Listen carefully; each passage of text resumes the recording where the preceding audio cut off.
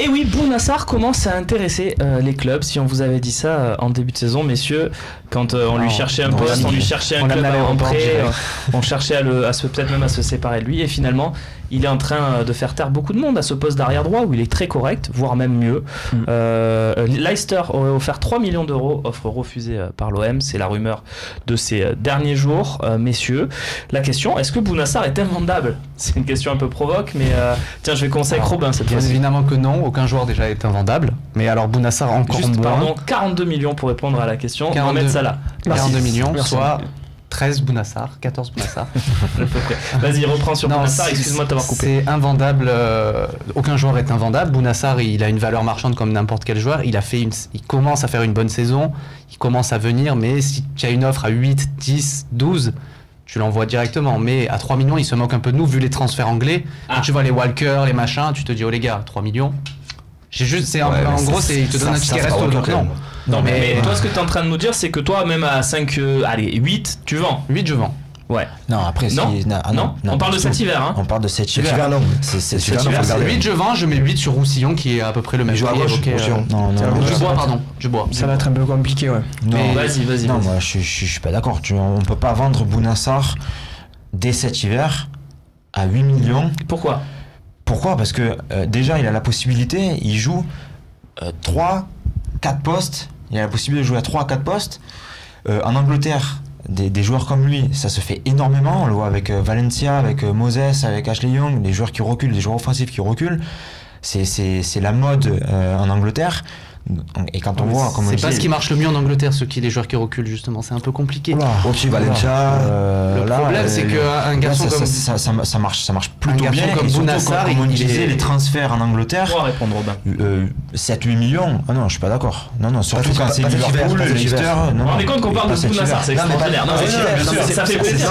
C'est beau. C'est la magie du football. C'est la magie du football. Comme quoi, il y a 6 mois en arrière, c'était un gars, on l'a donné pour 1 million, même gratuitement, je l'accompagne, les phrases, je l'amène à l'aéroport, et comme quoi, il y a beaucoup de gens qui ont fait le voyage. Comme quoi, avec l'idée de Rudy Garcia, un entraîneur très intelligent, et l'abnégation et le travail d'un Bounassar, ce qui est vrai, qui avait des facultés de rapidité, une certaine technique, mais qui était tellement maladroit en tant que milieu ou ailier, aujourd'hui est très intelligent dans ce poste de latéral droit et il monte en puissance.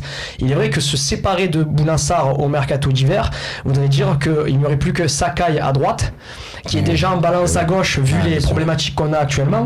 Donc à moins d'une offre, on va dire, comme tu disais, peut-être irrefusable, je pense quand même qu'à 12-15 millions d'euros aujourd'hui, c'est vrai que ça fait une somme d'argent, et sachant que les Anglais sont capables de faire ces sommes-là, mais ça voudrait dire aussi que la cellule de recrutement de l'OM, on travaille en amont pour avoir quelqu'un sous le coude. Moi je parle d'accord, 3 c'est on se fout de la gueule du monde.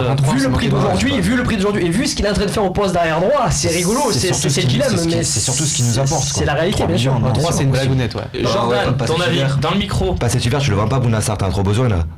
Ah oui. Vraiment, c'est fou, Bounassar, c'était le plus mieux de l'OM. Et aujourd'hui, on a trop besoin.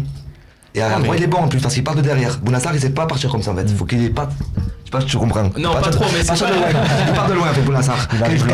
C'est sûr qu'il part de loin. Il part de très loin. Quand il part de plus loin du terrain, il est beaucoup meilleur. Il fait beaucoup d'appels, il fait des bons centres. Non, moi je le vends si on a un plan B, attention.